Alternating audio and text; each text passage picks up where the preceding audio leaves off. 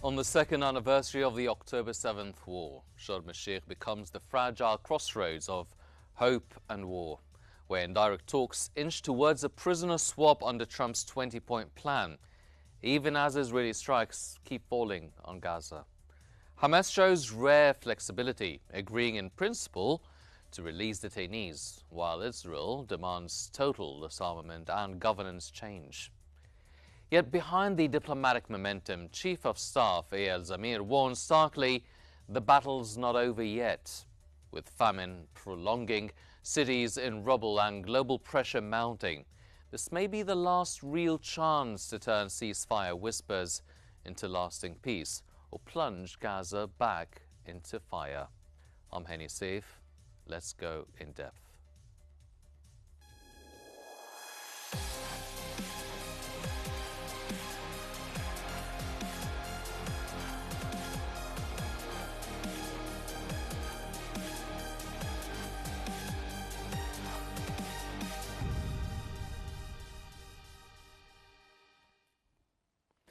Axios website has reported that Gaza war has been a regional earthquake. Beyond the tragic human toll, a displacement crisis in Gaza and widespread conflict, it shattered Israel's global image. Crucially, we observe a surge in international recognition for Palestinian rights and statehood.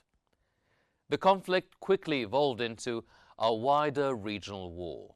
Israel executed aggregational strikes that severely damaged Iran's nuclear capacities and neutralized Hezbollah's political and military might in Lebanon.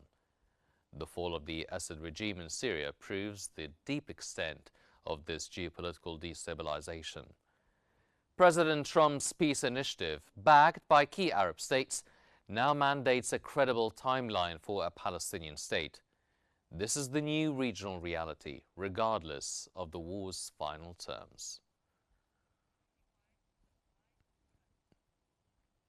According to the Washington Post, as the two-year mark of the ungentlemanly war passes, Egypt hosts vital indirect negotiations in Sharm el-Sheikh. The focus is on President Trump's peace plan. Reports confirm agreement on Phase 1, a ceasefire and detainee exchange.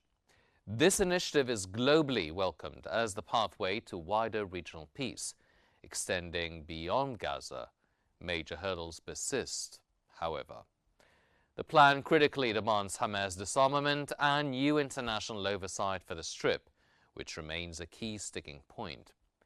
With Gaza facing a dire humanitarian disaster, the UN and world powers urge all parties to seize this moment. These talks offer the most credible political opportunity to prevent bloodshed and stabilize the Middle East.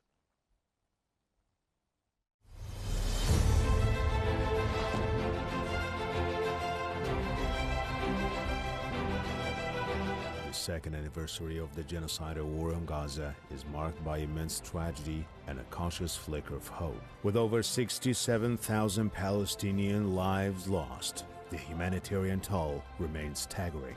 Yet, in Sharm el-Sheikh, delegations are deep in indirect, intense negotiations aimed at finalizing a deal based on U.S. President Donald Trump's ceasefire plan.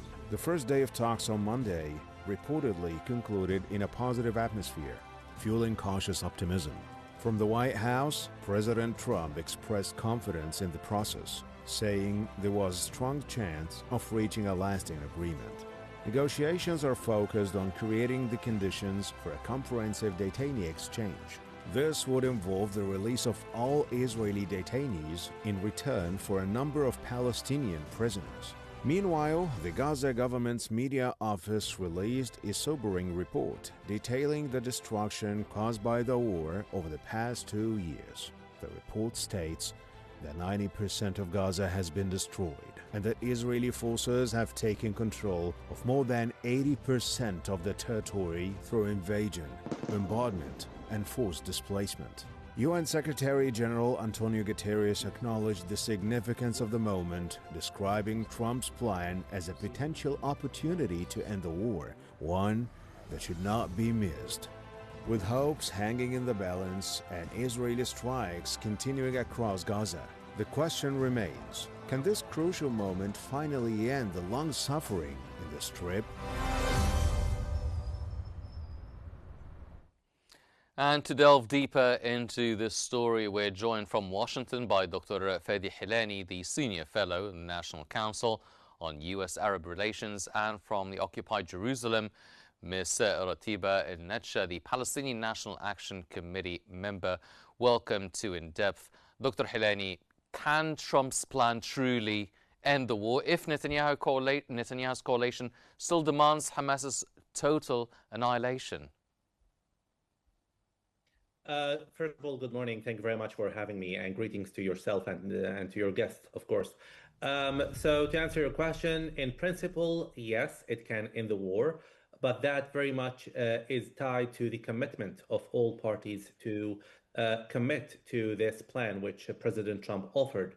As we know, this plan requires both parties to collaborate together on the phases, especially when it comes to the first phase, which has to do with releasing all the hostages, followed by, of course, Israel's commitment not to start or resume offensive actions against the Palestinians in Gaza.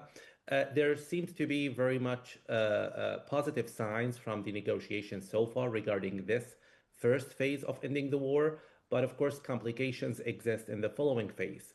And this is why, in my opinion, as I mentioned, it very much relates to the commitment of all parties.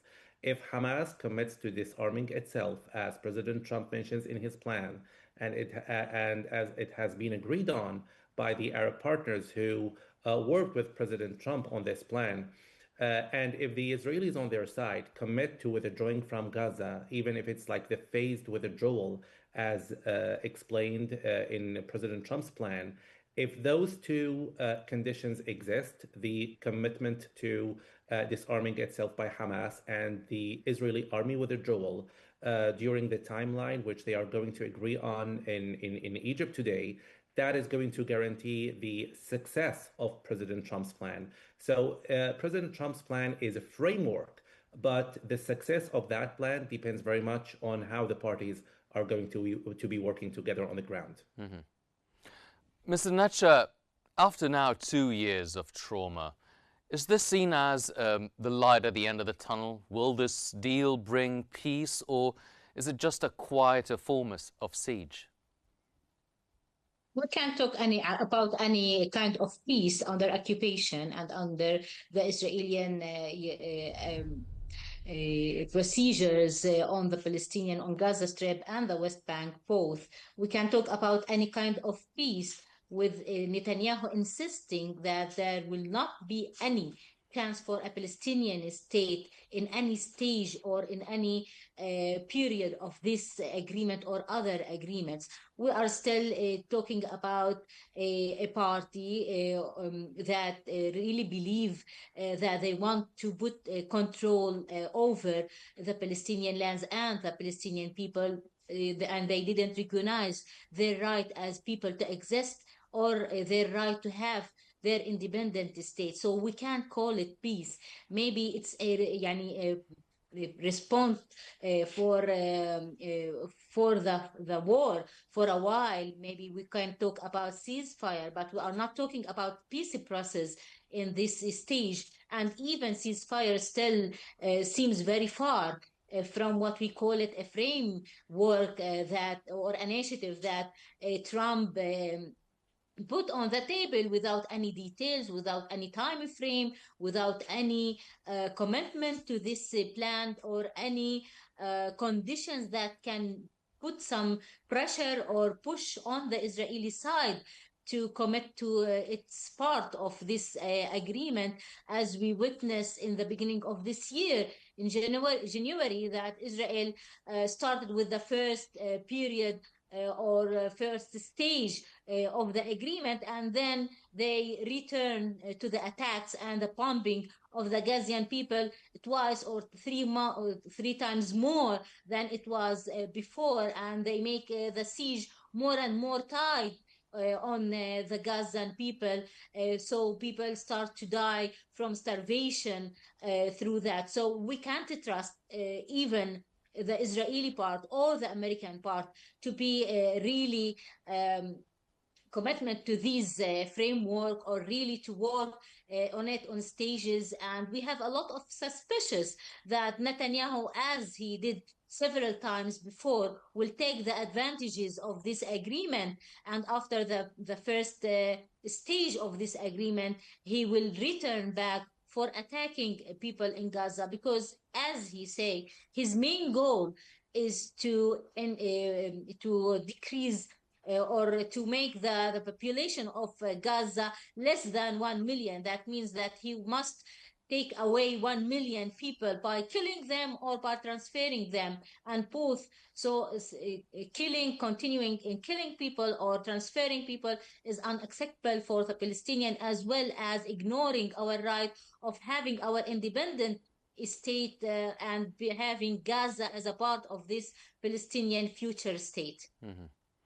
Dr. Helani, speaking from the Oval Office, Trump said that Hamas has been making significant concessions during the negotiations in Sharm el-Sheikh in Egypt. Now, based on this statement, how do you think the talks in Sharm el-Sheikh are progressing so far? Now, from what is leaking from these negotiations, it's very clear that there has been some progress made so far, according to the negotiators, whether the Hamas leadership or even like the Israelis. The mediators, the Qataris and the Egyptians, have spoken about some progress made between the parties. But of course, we have to wait and see how this will provide some fruits, if you will. What is happening now, as we all know, is the negotiations of the first phase of that framework which President Trump provided, meaning they are trying to identify the names of the Palestinian prisoners and the framework within which Hamas is going to release the hostages. However, the challenge remains in the second phase, which has to do with Hamas disarming itself. President Trump has mentioned that Hamas, yes, has made some concessions. That is true. But President Trump, of course, tried to maintain a kind of a positive tone, if you will. There remains, however, much suspicion in the United States and the US administration on how far willing and flexible Hamas is going to be on disarming itself, especially that Hamas' response to President Trump's plan agreed to the first part, which has to do with the ceasefire and with the hostage release, but it kept it ambiguous, the part which has to do with disarming itself or taking part in political governance in Hamas, in Gaza after, of course, the ceasefire starts. So there is a lot to be seen, and we can possibly judge all parties, whether the Israelis or the Hamas leadership, by the actions they do on the ground, rather than the talk they provide before the negotiations. And by the way, just to clarify, President Trump's peace plan is a framework, which means there is a lot of negotiation to take place, to provide time frames, to provide deadlines.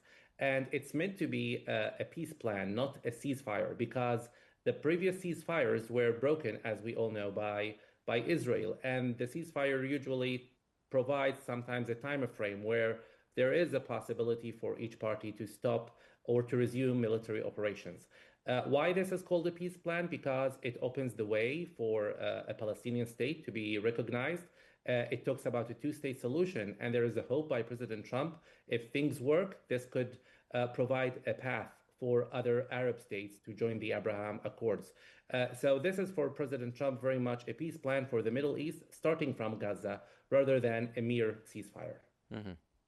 Well, Ms. Nacha, you've mentioned that you are actually quite skeptical about reaching the second phase of the plan. Now, if Hamas releases all detainees, but Israel keeps bombing, what sort of trust or hope remain for phase two of the plan then?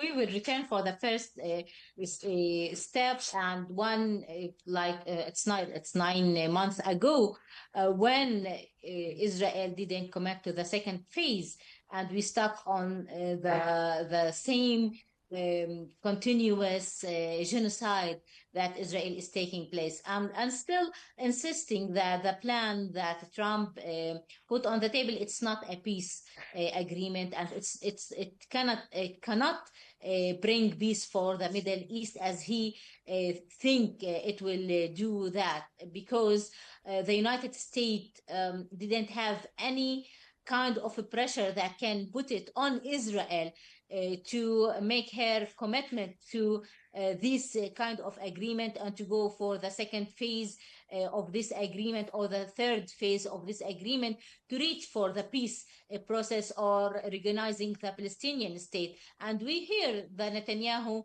speech from the United States after his meeting with Trump, when he says that the exist of the Palestinian state is not in the agenda. So we are negotiating with a part that ignoring any existence of the Palestinian state and not putting these issues to be negotiated from the beginning on the table. So they are trying to ignore this point and focus on the first phase and releasing the detainees. And again, once again, we are talking what kind of commitment can we have as Palestinian or trust for this initiative from the United States? And I said maybe the Arab and Islamic leaders that met with Trump have other hidden parts that they can play to put pressure on Israel this time. But still, I have suspicions in that. And because of that, I'm not calling this negotiation a peace negotiation and call it just a new a new ceasefire phase and responding for the war, not anything else till now, because we didn't have really any kind of clear commitment from the United States that it will put pressure on Israel to do its part of this agreement. Mm-hmm. Dr. Hilani, now you're adamant that this plan is a peace plan. It's a peace process with peace be the end game of it all. Now, Ms. Netcha only thinks that this is just probably a ceasefire. Now, how can the U.S. guarantee Israel's withdrawal when its own military chief says that the battle's not over yet? Yes, I disagree that this is a mere ceasefire, as I mentioned in my previous comment, because when we look at this framework, it talks about governance, post-war governance in Gaza, and that is not what a ceasefire does. A ceasefire speaks about holding all hostilities from both sides, and then talking about release of hostages, prisoners, whatever. That is a ceasefire. But when that plan is speaking about post-war governance and a framework for how Palestinian technocrats will be ruling Gaza and how it will be oversighted by an international committee, that is not anymore a ceasefire. That's obviously a peace plan. Now, how far this is going to translate into a real procedure on the ground, I agree that is very challenging. We know that the Netanyahu government has broken a lot of treaties in the past. We have a very good example in South Lebanon. So trust building is a process, and it requires time and commitment by all parties, no doubt. Now, when it comes to the U.S. guarantees, as you asked, so there has to be definitely U.S. guarantees, and without the pressure from the United States, the Israeli government, in my opinion, will try to find sometimes possibly excuses to conduct some military operations. Though, in my opinion, these operations will remain limited after that peace plan possibly will start to take effect on the ground. The statements coming from Israel can be translated as trying to remain a military posture and trying to signal a kind of deterrence to Hamas. If they try to, let's say, not disarm, there will be in response military actions. I don't think these statements are helpful. But what we have to see coming in the phases to come after the hostages are released is real pressure from the United States on the Israeli government so that the Netanyahu government will commit to the time frame and the deadlines which those parties, I mean the Hamas leaders and the Israeli delegation, are going to agree on in the coming days in Egypt. There should be U.S. pressure, no doubt. There should be also some kind of Arab, I will say, solid front, trying to push always to maintain the framework of that plan going ahead. Because if it's up only to US pressure, I think that US pressure, which we saw in the last few days when President Trump actually squeezed, as Washington Post said, Benjamin Netanyahu to accept the framework of his plan, that was because there was an Arab solid front in New York when he met with the Arab leaders and the Muslim countries for that peace plan in Gaza. So it's not the outcome of the US pressure only. There has to be collaboration, I will say, of all parties. The US pressure on the Israelis and also a committed Arab side to maintain working with the United States and keeping that pressure going forward. So Israel will not break that kind of peace plan which is going forward. And let's remember, when we speak about peace plan, we are not speaking about something happening in a day or two. That is a process, and this process is complicated. So what is really required is trust building procedures, which I hope is going to happen now, but there is a lot to see and there are a lot of challenges playing ahead, and that will require the commitment, as I mentioned, of all the parties to this deal. Mr. Nacha, now the talks are continuing in Egypt as we speak, but however, tensions in Israel remain high. Public trust in the Prime Minister, Benjamin Netanyahu, has declined sharply since the war began in 2023. Now, given the cautious optimism surrounding the negotiations, do you think the Israeli public can now trust Netanyahu to bring the detainees back home? Actually, Netanyahu and Israel is facing like 8 fronts together. And what is happening in Gaza and the battle in Gaza is like one front that feeded the main front that Netanyahu is aiming to win. And I think other fronts as well is just for gaining the main front and battle, which is the battle of taking over the control in Israel and have a new Israel. And this is the program of this government. So I think that the internal issue in Israel is the most important thing. And losing trust in Netanyahu is not just because they didn't trust him to return the detainees, because he has like a lot of points and priorities in his agenda before the priority or before the goal of returning back their detainees and their lovely ones to the Israeli community. So I think, yes, they understand that Netanyahu has his calculation, and this calculation it didn't put returning detainees in his priorities and his agenda, and he has a hidden agenda and a public agenda, and both of them is not related to excelling Hamas and returning detainees. He has goes far away from these two goals, and he is using the war on Gaza as one way to achieve his real main goals, which is the internal Israeli conflict and taking over the control in Israel. And this is the main battle and front that Netanyahu is fighting on. And this is the main reason why the people in Israel didn't trust Benjamin Netanyahu and the priorities that he is putting in his agenda and the goals that he is working towards, even through his negotiation now, and on other the hand in other actions and decisions that he is taking, not considering the will of the people in Israel. Dr. Heleni, now, assuming that this deal actually goes through and Trump and Netanyahu follow through with the plan, would the detainee release, the disarmament of Hamas, eliminating the threat of Hamas, basically the political surrender of Hamas, do you think that Netanyahu then would be rescued politically in his own country? Do you think that's one of the reasons why Trump was squeezing Netanyahu into accepting this framework? Now, that's a very good question. Netanyahu's political survival was over the last month, as we know, running on extending wars. And he opened wars in seven fronts to try to survive politically, as we know.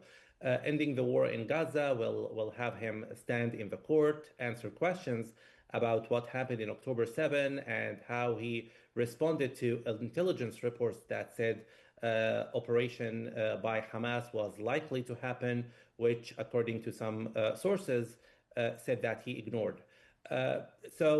Is President Trump trying to rescue Netanyahu politically? That is a very good question, and that is something which remains to be seen.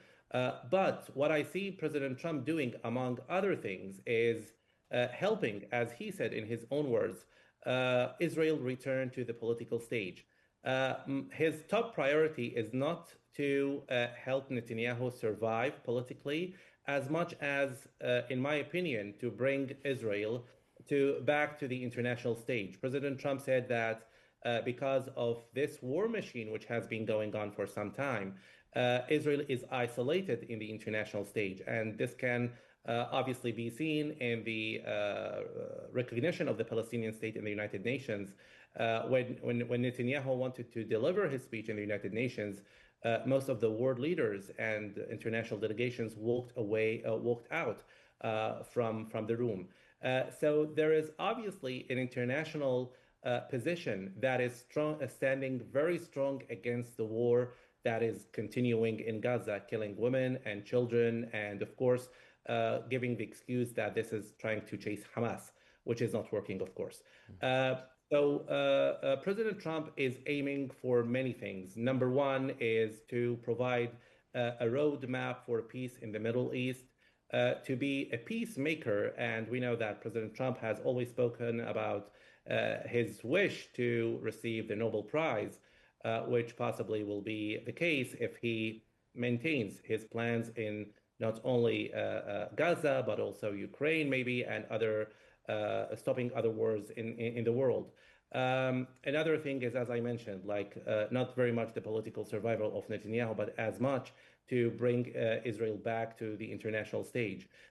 How far Netanyahu is going to survive politically after the end of the war in Gaza, that is something we have to wait and see, especially that we know that the Trump plan has been supported by also the opposition, the Israeli opposition, who said that if there is a break in his coalition, they are ready to join in so that they can help him survive politically, at least until the next elections in October. But the question remains, are the Israeli people willing to cast their vote for Netanyahu next year, given all what happened and given his responsibility, as intelligence reports say that, as I mentioned, he ignored some reports saying that attack was very much imminent. We have to wait and see this. But again, President Trump's aim and perspective of this plan has many goals, and one of them is to help the Israelis come back to the international stage, and for the killing to stop in Gaza, and for the doors of peace to open in the Middle East. Mr. Netcher, as the core non-negotiable demand, can the Palestinian political structure accept the future of Gaza only hinges upon Hamas's full disarmament, having no part to play in governing Gaza? I think that Hamas accepted this since the beginning of the negotiation more than 1 year ago. And they can understand very well that they don't have any role to play in the next day of this war. And it is very clear. And I'm not sure why it's not clear that much for other parties, that Hamas is announcing that they will not have any role in controlling Gaza, and the Israeli side insisting that Hamas is hiding something, and they want to not just not having Hamas formally in any kind of government in Gaza in the next day of the war, but they want to, as they said, destroy the structure of Hamas inside Gaza. And we don't know what kind of structure they want to destroy, because they destroy everything in Gaza, and we have nothing left to be destroyed more than that. And they exclude and murder most of the Hamas leader inside Gaza and Yes. some of the leaders outside Gaza. So what kind of structure they are still talking about, it's not clear till now. But what I'm sure from it, that the Palestinian want the next day of the war to be a Palestinian day. So they want the Palestinian to be a part of this government Yes. and got over and control on Gaza Strip. And this is the Palestinian. Well, it's not just Hamas. Well, it's every Palestinian. Yes, Well, definitely. to make Gaza as part of Palestine. Ladies and gentlemen, that was Ms. Ratiba Nacha, the Palestinian National Action Committee member, and Dr. Fadi Hilani, the Senior Fellow of the National Council on U.S.-Arab Relations. Thank you both very much for your special insights and your valuable discussion. As Shams talks in the balance, Gaza's fate teeters between fragile hope and renewed ruin. Will diplomacy prevail, or will the war have the final word? Unfortunately, that's all the time we have for this episode of In Depth, but please stay tuned for more coming up here on Q News. I'm Henny Saif. Thank you for joining us.